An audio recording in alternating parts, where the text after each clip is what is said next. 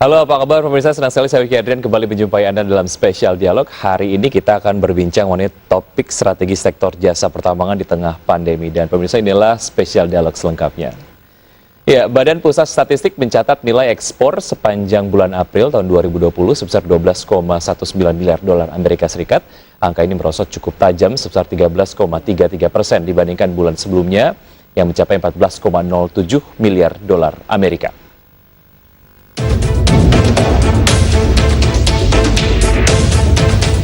Penurunan ekspor Indonesia terjadi di masa pandemi. Di bulan April tahun ini, ekspor migas turun 6,55%, sementara ekspor non-migas anjlok 13,66%. Jika dibandingkan dengan posisi April 2019, nilai ekspor Indonesia turun sebesar 7,02%. Dari berbagai sektor, ekspor migas, pertanian, industri pengolahan dan pertambangan mengalami kontraksi sepanjang bulan April. Rinciannya, ekspor migas turun 6,55%, pertanian turun 9,82%, industri pengolahan turun 12,26%, dan pertambangan dan lainnya turun 22,11%. Spesifik mengenai sektor pertambangan batu bara, nampaknya ada harapan baru setelah pemerintah terus mendorong pemanfaatan batu bara untuk kepentingan dalam negeri. Salah satunya melalui program gasifikasi batu bara untuk memproduksi dimethyl ether, berupa senyawa yang dapat menggantikan fungsi LPG yang berasal dari impor.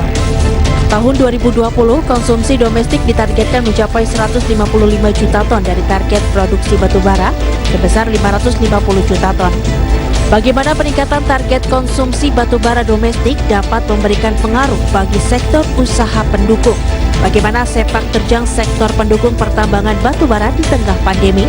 Simak ulasannya hanya di Special Dialog. Ya, untuk memperbincangkan tema mengenai strategi sektor jasa pertambangan di tengah pandemi, sudah terhubung bersama IDX Channel Bapak Leksi Rompas, Direktur Utama PT Transkon Jaya. Selamat siang Pak Leksi.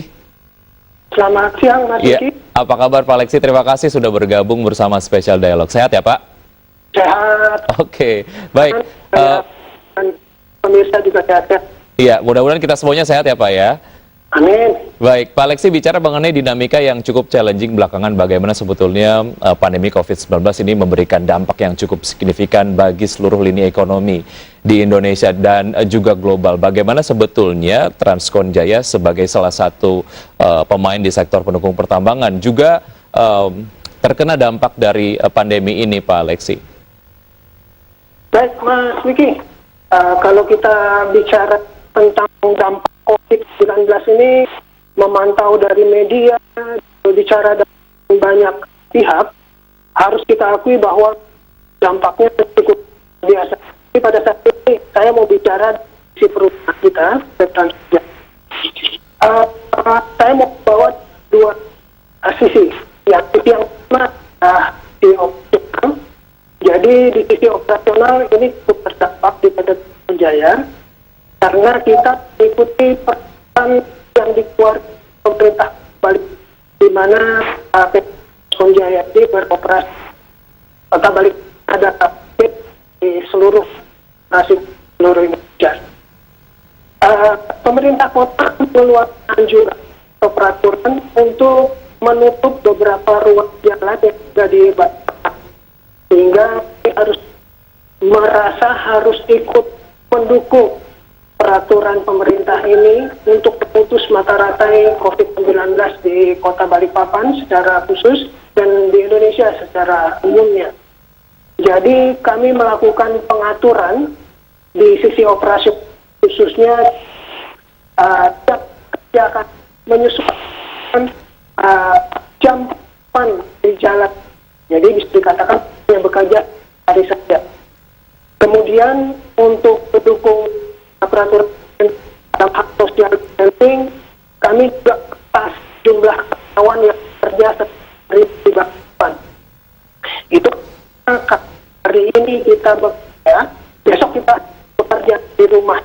Baik. Kita berganti. Jadi 50-50 setiap hari. Ya, artinya ada penyesuaian yang dilakukan oleh perusahaan ini mengikuti health protocol ataupun himbauan dari pemerintah yang ada di sana ya, Pak Leksi ya? Betul sekali. Mas Vicky. Tapi itu kita hanya bicara dari sisi operasionalnya. Baik. Kalau kita melihat dari keuangan, ini kalau di PT Transkonjaya bisa saya sampaikan bahwa tidak ada dampaknya. Dari mana kita melihat dia punya indikatornya adalah dari profit yang setiap saat masih bertumbuh sesuai dengan yang Baik. kami atur. Iya, Pak Alexi mohon ditahan sebentar. Nampaknya ini kita ada kendala komunikasi sedikit. Kita kemudian akan menghubungi kembali usaha jeda berikut ini dan pemirsa tetap di spesial dialog. Usaha jeda kami akan segera kembali.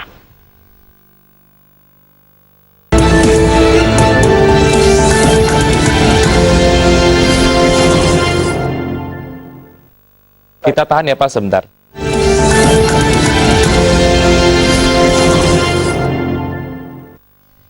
Ya, kembali di Spesial Dialog. Sebelum kita melanjutkan perbincangan bersama Bapak Alexi Rompas, Direktur Utama PT Transkonjaya, saya ada beberapa grafis yang ini tentu saja berkaitan dengan sektor pertambangan batubara yang ada di Indonesia. Yang pertama adalah ini mengenai pemanfaatan batubara domestik dari tahun 2015 hingga tahun 2020. Secara pemanfaatan ataupun alokasi lah ya untuk kebutuhan dalam negeri untuk batu bara dari tahun ke tahun ini memang menunjukkan peningkatan. Seperti yang tadi sudah disampaikan di paket pengantar bahwa terjadi pelemahan ataupun tantangan yang cukup signifikan bicara mengenai pasar ekspor dari batu bara Indonesia. Kemudian pemerintah meningkatkan serapan domestik di Indonesia. Di tahun 2020 pemanfaatan batubara domestik mencapai 155 juta ton. Ini ditargetkan di angka tersebut. Kemudian di tahun-tahun berikutnya dapat Anda saksikan di televisi Anda secara tren meningkat. Kemudian secara produksi batubara di Indonesia dari tahun 2015 hingga tahun 2020. Di tahun 2015 produksi batubara di Indonesia mencapai 461 juta ton. Angkanya kemudian terkoreksi tahun 2016 hanya di 456 juta ton. Namun yang sangat menarik adalah angka produksi batubara di tahun 2019 ini mencapai all time high nampaknya ya, mencapai 610 juta ton. Kemudian di tahun 2020 untuk target dari produksi batubara di Indonesia ditargetkan akan mencapai 550 juta ton. Sementara grafis berikutnya adalah ini mengenai 5 provinsi dengan cadangan batubara terbesar. Di posisi nomor 1 tentu saja ada Sumatera Selatan dengan cadangan batubara mencapai 50,2 miliar ton. Setelah Sumatera Selatan ada Kalimantan Timur dengan cadangan batubara mencapai 48,1 miliar ton. Kemudian Kalimantan Barat 22,7 miliar ton, Kalimantan Selatan 16,4 miliar ton, dan Kalimantan Tengah 0,3 miliar ton. Dan berikutnya ini adalah mengenai performa ekspor 4 sektor di Indonesia pada saat pandemi. Kita spesifik bicara mengenai masa pandemi gitu ya. Dapat Anda saksikan di layar televisi Anda untuk industri pengolahan dan pertanian secara proyeksi tahun 2020 memang ada peningkatan. Untuk industri pengolahan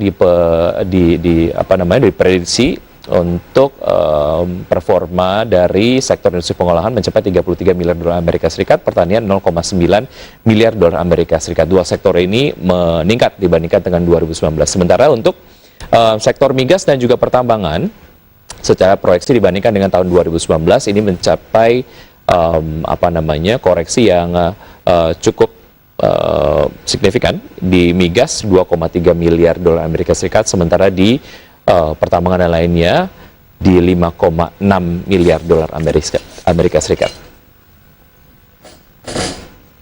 Baik, kita kembali lanjutkan perbincangan bersama Bapak Alexi Rompas, Direktur Utama PT Transkonjaya. Pak Alexi, ya di tengah challenge yang tentu saja dihadapi. Yang pertama tadi tentu saja adalah beberapa penyesuaian mengenai operasional perusahaan ataupun perusahaan tambang gitu ya di tengah musim pandemi. Kemudian juga ada pasar ekspor yang juga mendapatkan tantangan yang cukup signifikan. Tapi kemudian ada harapan untuk sektor pertambangan batu bara, diantaranya adalah konsumsi domestik yang dinaikkan. Sejauh mana Transkonjaya melihat ini adalah sebagai sebuah potensi ataupun optimisme di tahun 2020 ini, Pak Lexi? Mas Wiki, kita selalu pantau dan melakukan assessment terhadap kondisi yang berlaku baik secara global maupun secara nasional. Tapi dapat sampaikan di sini bahwa kami akan selalu menunjang memberikan pelayanan yang terbaik bagi customer kami yang bekerja di sektor batu bara ini. Karena kami yakin dengan memberikan ini kepada mereka, mereka juga akan terbang dari sisi produktivitas. Ya. Baik, ya. Pak Alexi, apa yang terjadi di kuartal 1 tahun 2020 dan juga beberapa challenges yang tadi kita sudah sampaikan, sejauh mana ini mempengaruhi target perusahaan di tahun 2020, Pak? Sampai saat ini kita masih belum melakukan penilaian untuk target di 2020. Kenapa? Karena kami sangat optimis bahwa target kita di 2020 ini akan tercapai. Kenapa? Karena kami ya bahwa dengan kondisi yang sekarang ini tidak ada masalah sih bagi ini, kami tetap beroperasi secara penuh. Ya, mungkin kalau kita bicara ini mungkin bisa kita bandingkan kondisi yang terjadi di tahun 2015, tahun 2016, kondisi dunia perdagangan sedang terpuruk. Pada saat itu kami mengalami hal yang sama, tetapi saat ini kami masih ada. Itu berarti kami memiliki latar belakang yang cukup untuk bisa mengatasi masalah ini. Demikian. Baik, iya, Pak Alexi, mengenai jumlah unit yang beroperasi terkait dengan tadi adanya penerapan ataupun penetapan health protocol dan juga social distancing ataupun physical distancing, adakah kemudian unit-unit yang beroperasi tadi secara full, namun kemudian karena memasuki PSBB misalnya ada penyesuaian? Baik, seperti yang saya katakan juga tadi Mas Wiki, bahwa kami selalu berdiskusi dengan customer kami juga untuk mendapatkan informasi aktual dari lapangan. Apakah mereka mendapatkan kendala-kendala ataukah hal yang kita sesuaikan atau kecilnya. Tetapi respons yang kami dapat sejauh ini, mereka mengatakan bahwa unit-unit yang mereka gunakan dari Transcon Jaya sih masih beroperasi secara penuh di tambang. Demikian. Baik, oke. Seperti tadi kita lihat bagaimana sebetulnya Provinsi Kalimantan Timur ini menjadi sebuah provinsi yang cadangan batu baranya terbanyak gitu ya di Indonesia, kedua posisinya. Ini kemudian nampaknya menjadi sebuah satu hal yang cukup dipertimbangkan juga. Kenapa akhirnya head office dari Transcon adanya di Kalimantan Timur? Seperti apa? Ya. Seperti yang saya juga tadi, bahwa memang head kami, cap operasional ini ada di Balikpapan Kalimantan Timur, tetapi cakupan operasi kami sudah bisa dikatakan ada di dari Pulau Papua. Jadi memang saat ini cakupannya baik itu sektor kami masuki atau jumlah armada yang produksi di terlalu banyak. Tapi sejauh ini belum ada berarti sehingga positif yakin target 2020 masih bisa kita capai. Baik, mengenai rencana pemindahan ibu kota dari Jakarta ke Kalimantan Timur, bagaimana Transcon melihat ini, Pak Lexi? Nah, ini sesuatu yang menarik. Dengan diputusnya ibu kota negara pindahkan ke Kalimantan Timur, ini menjadi angin segar bagi pelaku bisnis di segala bidang ada di Kalimantan Timur, khususnya kota Balikpapan. Sementara Balikpapan sendiri adalah kota terdekat dari ibu kota nantinya, lokasi nantinya. Dan kota Balikpapan adalah salah satu dari kota yang memiliki sarana dan prasarana yang cukup untuk mengawal pembangunan di kota ini. Jadi dalam prosesnya ini saya yakin ini kinerja yang baik bagi semua pelaku usaha, termasuk Transcon. Kenapa? Karena mobil-mobil milik Transcon inilah yang cocok digunakan baik dalam tahap persiapan sampai ke pembangunan di ibu kota. Saat ini sedang mengikuti beberapa tender untuk informasi ya, tapi saya sampaikan lebih lanjut karena menunggu hasil tender. Tapi intinya proses ini sedang berjalan. Mudah-mudahan ini kinerja yang seluruh pelaku usaha yang ada di Kalimantan Timur, yang Baik. Kota Balikpapan.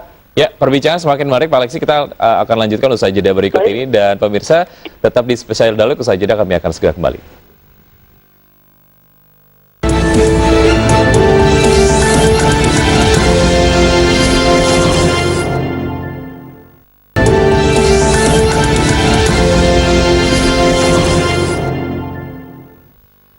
Iya, pemirsa, kembali dalam Spesial Dialog dan masih memperbincangkan mengenai strategi sektor jasa pertambangan di tengah pandemi, dan masih berbincang bersama saya Bapak Leksi Rompas, Direktur Utama PT Transkon Jaya.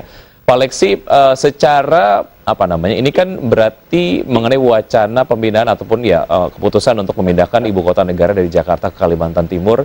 Sejauh ini sudah adakah dinamika bisnis dari perseroan yang cukup terasa mengenai hal ini? Saat ini masih belum ada dinamika yang terlalu jauh, tetapi persiapan rasanya kita sudah tahap ini, Ricky. Jadi hal-hal yang mungkin nanti muncul kita sudah antisipasi dan sekarang. Tindakan antisipasi itu, tim marketing itu sudah mulai dijalankan supaya nanti pada saat ini eksekusi kita nggak mau mulai, sudah siap, demikian. Baik, ya Pak Alexi, mengenai IPO yang kemudian akan dilakukan oleh PT Transkon Jaya, kalau tidak salah ini dijadwalkan di bulan September 2020. Masih sesuai dengan timeline kah atau seperti apa? Oke, Mas Wiki, memang IPO awalnya kita rencanakan di bulan Maret atau kuartal pertama 2020. Tetapi seperti yang sudah sampaikan tadi, kami selalu mantau kondisi yang ada secara global operasional, apakah ada hal-hal yang bisa kami tangkap untuk menjadi keuntungan masyarakat. Pada saat ini mulai kuat wabah di Indonesia, pemerintah melalui OJK membuat sebuah relaksasi bahwa semua perusahaan yang akan melantai di bursa saham dapat melakukan penundaan. Relaksasi ini, peraturan pemerintah ini kami rasa cocok untuk kami adopsi, hingga saat ini pembicaraan itu kami lanjutkan lebih lama lagi sampai dengan bulan September atau di kuartal ketiga, akhir kuartal 3 2020. Jadi proses berjalan dan kami masih sangat yakin proses IPO ini adalah dari perseroan. Demikian. Ya, persiapannya sudah sejauh mana Pak Alexi? Persiapan kami sebetulnya sudah siap. Jadi tinggal sekarang karena kami sudah mengambil opsi itu, jadi kita sekarang tinggal mengikuti timeline sudah dia. Demikian. Baik, saya yakin akan ada ekspansi usaha yang gencar-gencaran yang akan dilakukan oleh Transkon Jaya pasca IPO. Apa saja itu Pak Alexi? Terima kasih. Jadi tujuan kami adalah untuk mendapat dana di proses IPO ini. Dan dana yang tepat ini itu akan digunakan untuk modal kerja, kemudian ekspansi. Menjawab ini, seperti yang saya katakan tadi, memang pusat bisnis PT Transkon ini ada di Balikpapan, Kalimantan Timur. Tapi kami sudah beroperasi di dari Pulau Kalimantan sampai Pulau Papua. Ini berarti kami sebetulnya sudah ada di seluruh Indonesia. Hanya kembali secara cakupan dan secara jumlah belum terlalu banyak. Baik. Dengan IPO yang akan kami terima ini, modal yang kami terima IPO ini, kami harapkan ekspansi ini bisa lebih dari gratis, artinya kami masuk daerah baru yang lebih luas lagi, termasuk sektor baru di luar pertambangan. Sebagai informasi aja, Baik. Wiki. Artinya akan ada sektor lain yang juga di-cater oleh Transkon.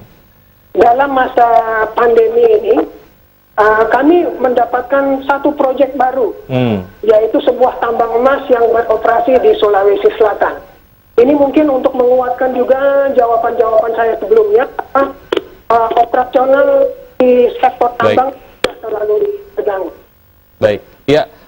Pak Alexi, sebetulnya masih banyak pertanyaan yang saya ingin sampaikan, namun kemudian waktunya sangat-sangat terbatas. Terima kasih sudah bergabung bersama kami dalam spesial dialog. Sukses selalu untuk PT Transkon Jaya. Terima kasih Pak Alexi, sehat selalu. Terima Sukses untuk kasih Anda. Mas Wiki. Ya, sampai jumpa. Dan pemirsa, demikian perbincangan saya bersama Direktur Utama PT Transkon Jaya, Bapak Alexi Rompas dalam spesial dialog. Saya undur diri, terima kasih. Sampai jumpa.